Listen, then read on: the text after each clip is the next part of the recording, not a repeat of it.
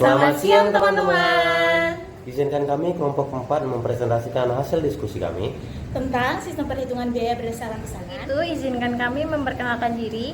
Saya Maria Vicensia dengan NIM akhir 077. Saya Roy Batubara dengan NIM akhir 065. Saya Novela Beatrice Hainusa dengan NIM akhir 044. Simak terus teman-teman. Topik yang pertama yaitu tinjauan umum. Pembahasan yang pertama yaitu definisi. Sistem perhitungan biaya berdasarkan pesanan adalah suatu sistem akuntansi biaya yang digunakan untuk menghitung biaya produksi untuk setiap pesanan. Sistem ini sering digunakan oleh perusahaan yang memproduksi barang atau jasa yang berbeda-beda sesuai dengan pesanan atau kebutuhan pelanggan, seperti perusahaan konstruksi, percetakan, atau pembuatan produk khusus. Pada sistem ini, biaya yang dikeluarkan untuk memproduksi suatu pekerjaan atau pesanan akan dihitung secara terpisah dan dipantau sepanjang proses produksi. Biaya ini biasanya terdiri dari 3 komponen utama. Yang pertama, biaya bahan baku langsung, yang kedua, biaya tenaga kerja langsung, dan yang ketiga, biaya overhead pabrik. Setiap pesanan akan dicatat dalam kartu biaya pesanan yang berisi semua rincian biaya yang terkait dengan pesanan tersebut. Pembahasan yang kedua yaitu perbedaan antara sistem perhitungan biaya berdasarkan pesanan dengan biaya proses. Perbedaan ini terletak pada cara biaya diakumulasikan dan jenis produksi yang digunakan. Perbedaan yang pertama yaitu cara biaya diakumulasikan. Pada sistem perhitungan biaya berdasarkan pesanan, biaya diakumulasikan berdasarkan pesanan atau pekerjaan individu. Setiap pesanan atau proyek akan diberi kode unik dan biaya yang meliputi bahan, tenaga kerja, dan overhead akan dihitung serta dicatat secara terpisah untuk setiap pesanan.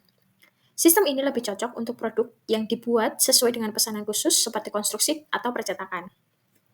Biaya akan dikumpulkan untuk setiap pekerjaan dan kemudian akan dihitung harga pokok produksinya. Yang kedua yaitu pada biaya proses. Biaya proses diakumulasikan berdasarkan proses produksi atau departemen produksi. Pada sistem ini, biaya dihitung secara keseluruhan untuk seluruh periode produksi dan dibagi rata ke setiap unit yang diproduksi. Sistem ini digunakan dalam industri yang menghasilkan produk massal yang seragam seperti makanan, minyak, atau bahan kimia. Biaya akan dibagi rata ke semua unit yang diproduksi dalam periode tertentu, misalnya bulanan. Perbedaan yang kedua yaitu jenis produksi yang digunakan. Pada sistem perhitungan biaya berdasarkan pesanan, jenis produksi yang digunakan adalah kustomisasi atau pesanan khusus.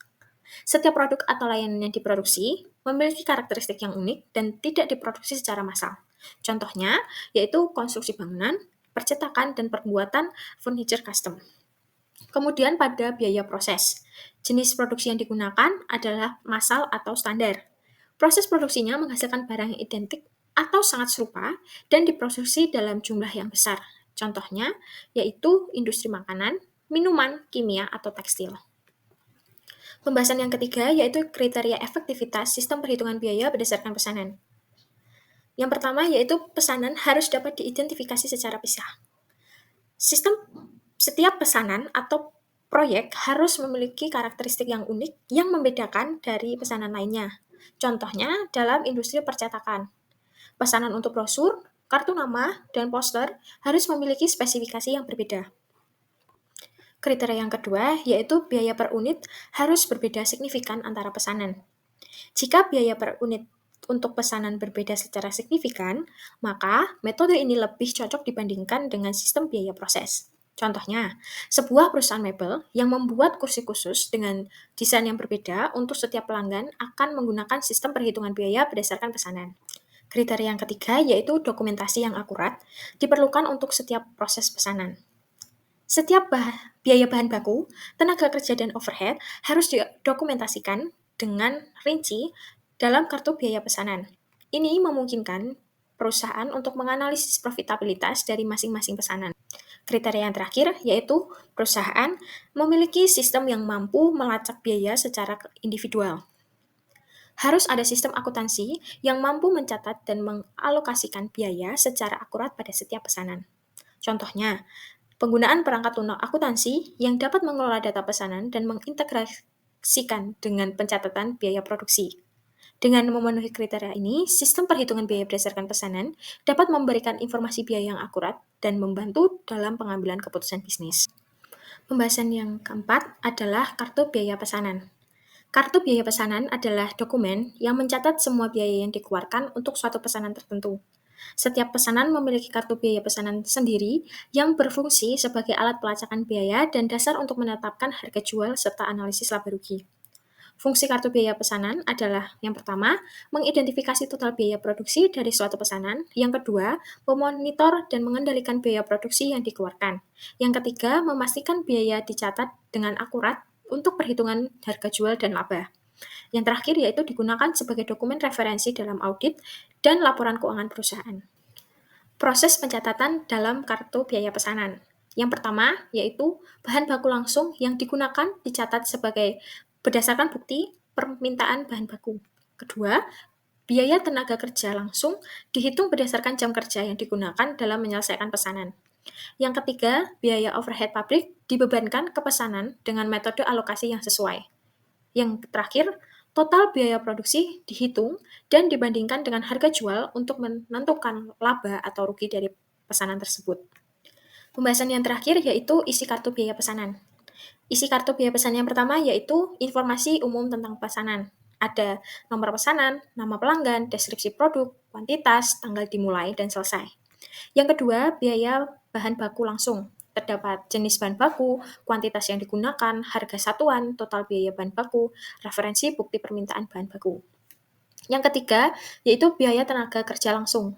Ada nama pekerja atau departemen, jumlah jam kerja, tarif per jam, total biaya tenaga kerja, dan referensi kartu waktu. Yang keempat, yaitu biaya overhead pabrik. Terdapat jenis overhead yang dibebankan, metode alokasi overhead, dan yang terakhir biaya produksi overhead.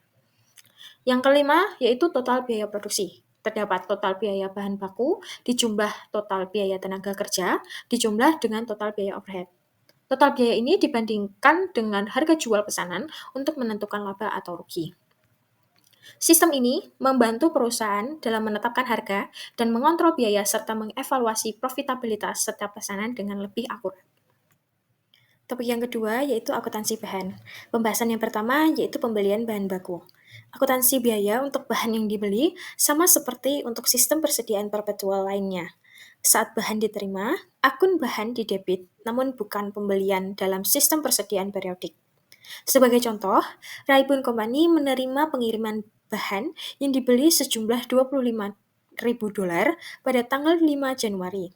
Jurnalnya adalah bahan baku $25.000 debit dan hutang usaha $25 kredit.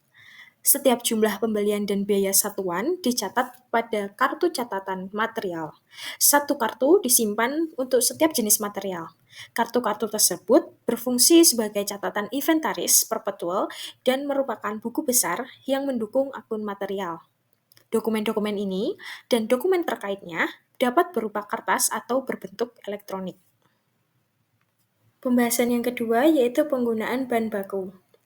Bahan baku langsung untuk suatu pesanan dikeluarkan ke pabrik berdasarkan bukti permintaan bahan baku. Dokumen ini dibuat oleh petugas yang menyusun jadwal produksi atau personal lain dan berisi spesifikasi mengenai nomor pesanan, tipe, serta jumlah bahan baku yang diperlukan. Satu kopi dari setiap bukti permintaan dikirimkan ke bagian gudang yang mengumpulkan item yang dimaksud. Kuantitas dan biaya dari setiap item akan dicatat dalam bukti permintaan dan diposting ke kartu catatan bahan baku. Aliran bahan baku langsung dari ke gudang ke pabrik dipertanggungjawabkan sebagai transfer biaya dari bahan baku ke barang dalam proses. Seringkali hal ini dilakukan dalam bentuk ikhtisar di akhir suatu bulan atau periode. Satu salinan dari setiap bukti permintaan bahan baku dikirimkan ke Departemen Biaya, di mana semua salinan bukti permintaan bahan baku diurutkan berdasarkan nomor pesanan dan dicatat setiap harinya atau setiap minggu ke bagian bahan baku dari kartu biaya pesanan. Dengan cara ini, kuantitas dan biaya bahan baku yang digunakan untuk setiap pesanan diakumulasikan secara tepat waktu, meskipun ketika jurnal umum tidak dibuat sesering itu. Jika bahan baku untuk suatu pesanan dikembalikan ke gudang karena tidak terpakai, akun bahan baku didebit dan akun barang dalam proses dikredit, serta kartu catatan bahan baku dan kartu biaya pesanan disesuaikan. Bukti permintaan bahan baku juga digunakan untuk mengeluarkan bahan baku tidak langsung maupun perlengkapan. Jika tidak digunakan di pabrik, perlengkapan yang dipakai dibebankan ke akun beban pemasaran atau administrasi. Jika digunakan di pabrik, maka perlengkapan atau bahan baku tidak langsung disebut dibebankan ke akun pengendali overhead pabrik. Rincian dari biaya overhead juga diposting ke akun buku pembantu overhead, yang bisa berupa kertas kerja yang disebut kertas kerja analisis overhead pabrik. Oleh karena informasi yang lebih tepat waktu dibutuhkan untuk menghitung biaya produk dan tagihan ke pelanggan, maka bukti permintaan bahan baku dimasukkan ke dalam kartu biaya pesanan dalam interval mingguan atau kurang, sebagaimana dinyatakan sebelumnya.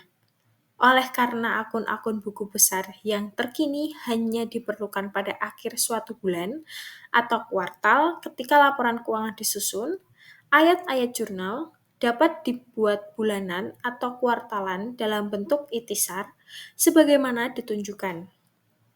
Dalam sistem akuntansi yang sangat terotomatisasi, bukti permintaan bahan baku individual dapat dicatat secara elektronik, dan data di kartu biaya pesanan dan buku pembantu untuk overhead serta bahan baku dimutakhirkan pada saat itu juga. Nah, untuk topik selanjutnya kita akan membahas tentang akuntansi untuk tenaga kerja. Akuntansi tenaga kerja melibatkan pencatatan jam kerja karyawan melalui kartu jam kerja, baik dalam bentuk kertas maupun elektronik, untuk menghitung penghasilan mereka. Nah, untuk membedakan biaya tenaga kerja langsung dan tidak langsung, setiap pekerja mengisi kartu waktu kerja berdasarkan aktivitas yang dilakukan. Tenaga kerja langsung dicatat sesuai dengan perintah kerja tertentu, sementara tenaga kerja tidak langsung dialokasikan ke biaya pemasaran atau administrasi. Data dari kartu waktu kerja kemudian dihitung, diringkas, dan disesuaikan secara berkala untuk memastikan keakuratan pencatatan biaya tenaga kerja. Jadi ada 2 poin dari akuntansi untuk tenaga kerja. Nah, untuk poin pertama yaitu biaya tenaga kerja pabrik yang dikeluarkan. Untuk setiap periode pembayaran, kewajiban untuk upah dan pembayaran lainnya dicatat dalam jurnal dan diposting ke buku besar. Penggajian yang masih harus dibayar adalah satu-satunya kewajiban. Jadi, seluruh penggajian akan dikreditkan ke penggajian yang masih harus dibayar. Terlepas dari jumlah kewajiban yang dicatat, debit penyeimbang dibuat ke penggajian, di mana biaya tenaga kerja diakumulasikan sementara hingga didistribusikan ke akun pengeluaran, biasanya pada akhir bulan. Nah, teman-teman bisa lihat jurnal untuk poin 1 dari Reborn Company. Nah, untuk poin kedua yaitu biaya tenaga kerja pabrik yang didistribusikan. Sebagian perusahaan mencatat dan mendistribusikan biaya tenaga kerja secara sistematis setiap bulan. Proses ini melibatkan penyortiran kartu waktu kerja berdasarkan pekerjaan, pencatatan dalam lembar biaya pekerjaan, dan pembuatan entry jurnal ringkasan untuk mencatat tenaga kerja langsung serta tidak langsung. Hal ini dilakukan untuk memastikan pengendalian biaya efektif dalam proses produksi. Nah, teman-teman juga bisa lihat jurnal untuk poin 2 dari Reborn Company. Nah, untuk selanjutnya kita akan membahas topik yaitu akuntansi untuk biaya overhead pabrik. Biaya overhead pabrik mencakup semua biaya produksi yang tidak dapat dilacak langsung ke suatu pekerjaan tertentu, karena tidak memiliki keterkaitan langsung dengan bahan atau tenaga kerja tertentu. Biaya ini dikumpulkan secara keseluruhan dan kemudian dialokasikan ke berbagai pekerjaan dalam produksi. Hal ini membuat akuntansi overhead berbeda dari akuntansi untuk bahan langsung dan tenaga kerja langsung yang dapat ditelusuri dengan lebih spesifik. Jadi ada 2 poin dari akuntansi untuk biaya overhead pabrik. Untuk poin pertama yaitu biaya overhead pabrik aktual. Nah, biaya overhead pabrik aktual ini terdiri dari berbagai jenis, termasuk bahan tidak langsung, tenaga kerja tidak langsung, penyusutan, dan asuransi. Biaya-biaya ini dicatat saat dikeluarkan atau melalui entry penyesuaian pada akhir periode. Teman-teman bisa lihat jurnalnya untuk poin 1.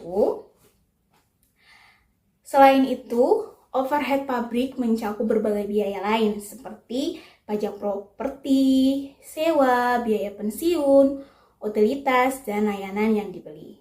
Setiap biaya ini dicatat dengan cara yang serupa, yaitu dengan mendebit pengendalian overhead pabrik dan mengkredit akun aset, liabilitas, atau akun lain yang sesuai.